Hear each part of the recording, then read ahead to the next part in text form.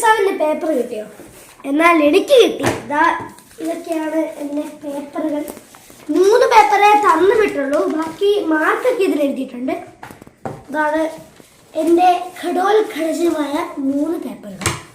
ഒന്ന് എൻ്റെ favourite subject ഇതിലൊന്നായ Malayalam ആണ്. അപ്പോൾ എനിക്ക് 2 മലയാളമുണ്ട്, മലയാളം ഫസ്റ്റും മലയാളം സെക്കൻഡും.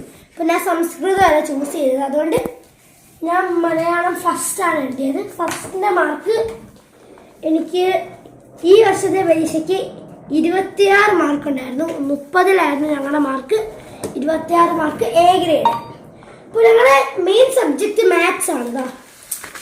മാത്സ് ആണ് ഞങ്ങളുടെ ക്ലാസ് ടീച്ചർ പഠിപ്പിക്കുന്ന മെയിൻ സബ്ജക്റ്റ്. ഇതാണ് എൻ്റെ മാത്സ് പേപ്പർ.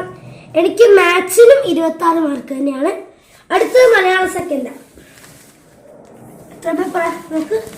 1 2 3 4 4 പേപ്പറാണ് ഞാൻ എഴുതിയത്. അപ്പോൾ ആ പേപ്പറിനെല്ലാം കൂടി ചേർത്ത് കിട്ടിയ മാർക്ക് 29 ഔട്ട് ഓഫ് 30. അടുത്ത ബേസിക് സയൻസ് ആണ്. ബേസിക് സയൻസിന് 29.5 മാർക്ക് ഔട്ട് ഓഫ് 30 ആണ്. പിന്നെ സോഷ്യലിന് 29 മാർക്സ്.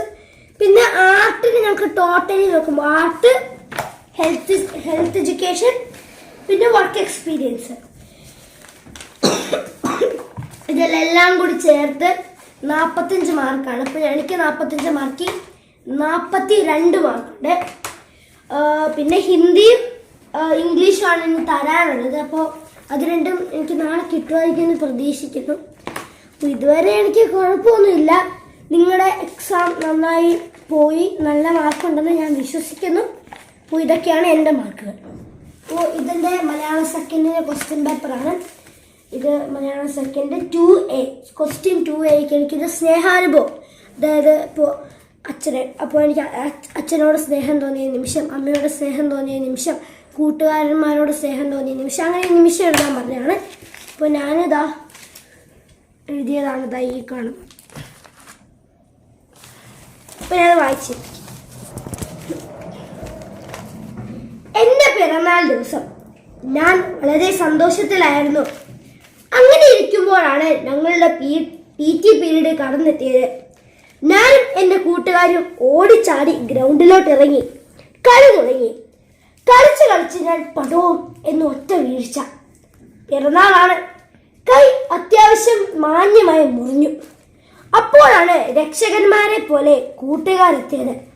അവർ എന്നെ താങ്ങി എണീപ്പിച്ചു, എന്നെ എല്ലാ രീതിയിലും സഹായിച്ചു.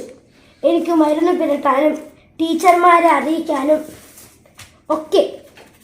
അപ്പോഴാണ് എനിക്ക് കൂട്ടുകാരുടെ പ്രാധാന്യം മനസ്സിലായത്, അവരുടെ സ്നേഹം മനസ്സിലായത്. ഇതാണ് എൻ്റെ സ്നേഹാനുഭവം. ഇനി എനിക്ക് വേറെ വലിയ ഇതൊക്കെ ഉണ്ട്, അതൊന്നും ഇപ്പോൾ വായിക്കുന്നില്ല. ഇതൊക്കെയാണ് എൻ്റെ ക്രിസ്മസ് എക്സാമിൻ്റെ മാർക്കുകൾ.